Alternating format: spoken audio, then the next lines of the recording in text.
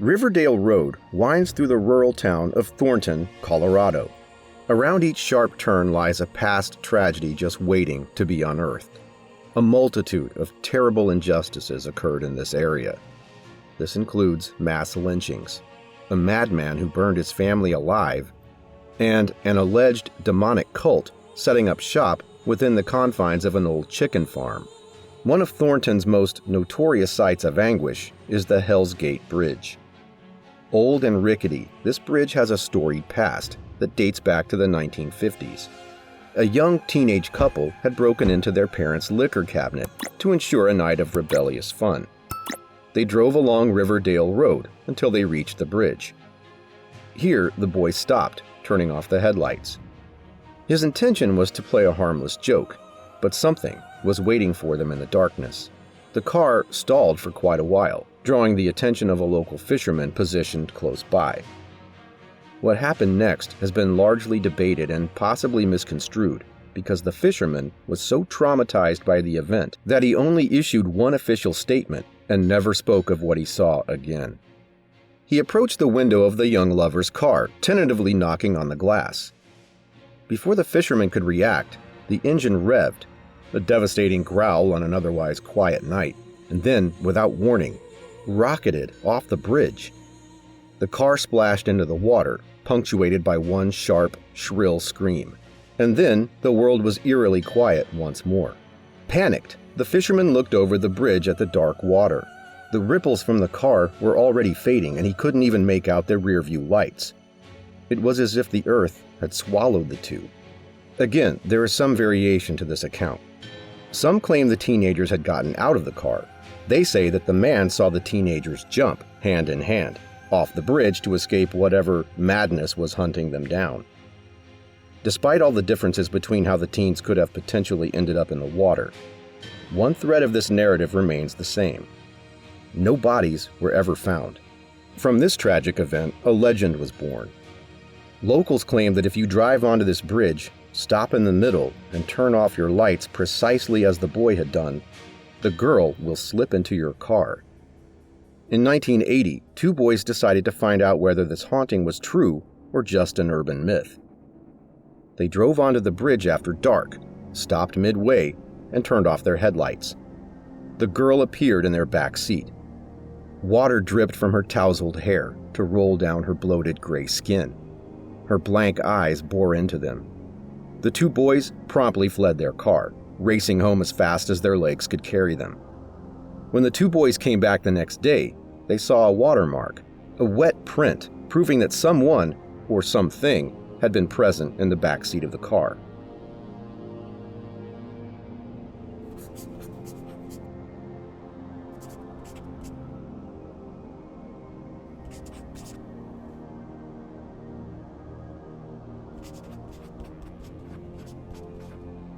The Ute tribe originally inhabited a territory of land stretching from northern Utah to Colorado. As American townships encroached upon their home, these indigenous groups were forced to vacate their land for increasingly smaller reserves. Before leaving, the Ute allegedly placed a curse upon what was stolen from them. The town of Glenwood Springs seems to provide supernatural proof of this curse's existence. Glenwood Springs is home to the notorious Hotel Colorado. The luxurious accommodations, such as a bird sanctuary and an indoor waterfall, are not the only aspects that keep guests returning to Hotel Colorado year after year. A multitude of psychics, paranormal investigators, and supernatural skeptics visit this location in the hope of an encounter with a specter from the great beyond.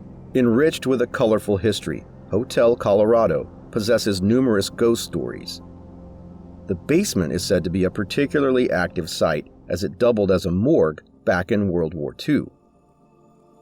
Cold and desolate, one janitor was working the graveyard shift when he spied a woman's face peering out at him from the window.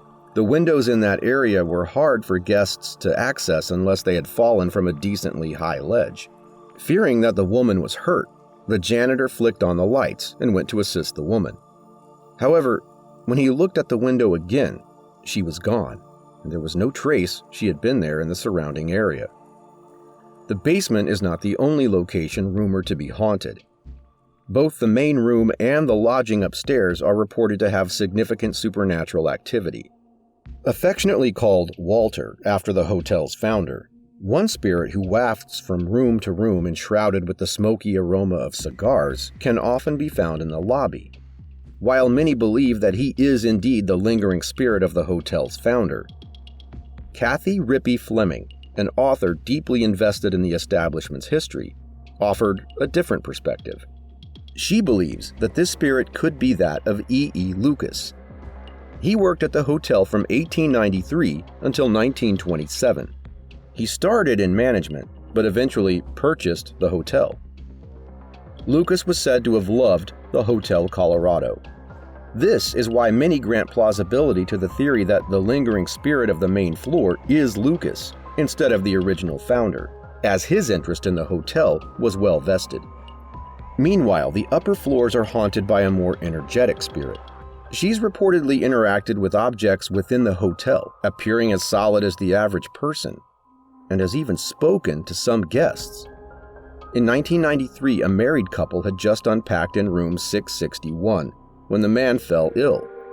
His wife thought some fresh air would benefit him, so she left the windows open before leaving her husband to rest.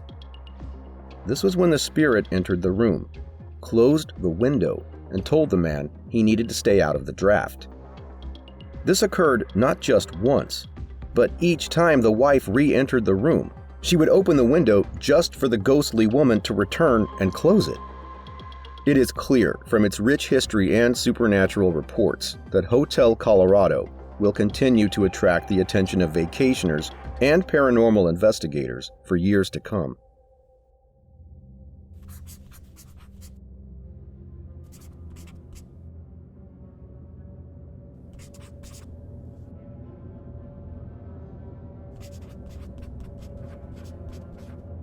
Located in the heart of Denver, Cheeseman Park welcomes thousands of visitors on a daily basis. The park's history dates back to 1858. The founder, General William Larimer, designated 320 acres of the park to be used as a cemetery. He intended for the burials to be segregated according to the social class possessed by the deceased. Surrounded by the park's most beautiful scenery, he designated for well-respected wealthy members of society to be buried upon the crest of the hill. In contrast, the destitute and criminals were left to the outermost edges. While the function of this park has changed from cemetery to leisure, its original purpose is said to linger in the form of spirits. Many attribute the reason so many ghosts linger in this former cemetery to the desecration of their bodies. When it was decided that Cheeseman Park would officially become a park, local residents were only given 90 days to retrieve the remains of their loved ones. Some families did abide by this, but there were many buried in the cemetery whose families either could not afford to replot them or were not around. Still, construction crews needed to excavate the bodies, even if it was unclear what would happen thereafter. A report published in the Denver Republican detailed the account of one worker. The line of desecrated graves at the southern boundary of the cemetery sickened and horrified everybody by the appearance they presented. Around their edges were piled broken coffins, rent and tattered shrouds, and fragments of clothing torn from the dead bodies. All were trampled into the ground by the footsteps of the gravediggers like rejected junk. This haphazard way of organizing the dead unfortunately invited in grave robbers, and even just general thrill-seekers who wished to pluck a small bone or tooth from an unattended casket as a memento of their visit. Fortunately, the health inspector soon intervened, decreasing the probability of further desecration, but the progression of Cheeseman Park's development moved at a snail's pace. Many of the graves were left unfilled until 1902, and the park's completion would not officially occur until 5 years later. Following its completion, reports of strange occurrences immediately began filing in. The restless spirits of the cemetery, unearthed and wronged, are said to impress their emotions onto unsuspecting visitors. Many have reported walking through the park unbothered when an overwhelming sensation of grief or dread consumed them. Additionally, misty figures are frequently spotted darting between the trees at night. Some even report that they have heard a feminine song carried by the wind. If one is seeking a thrill, locals suggest heading to Cheeseman Park on a moonlit night and lying on the dewy grass. They say that if one lies still long enough, they'll find it hard to get up. Whether this is a residual feeling left by the many bodies laid across the grounds of Cheeseman, or the result of a supernatural force holding the person down, is up for debate.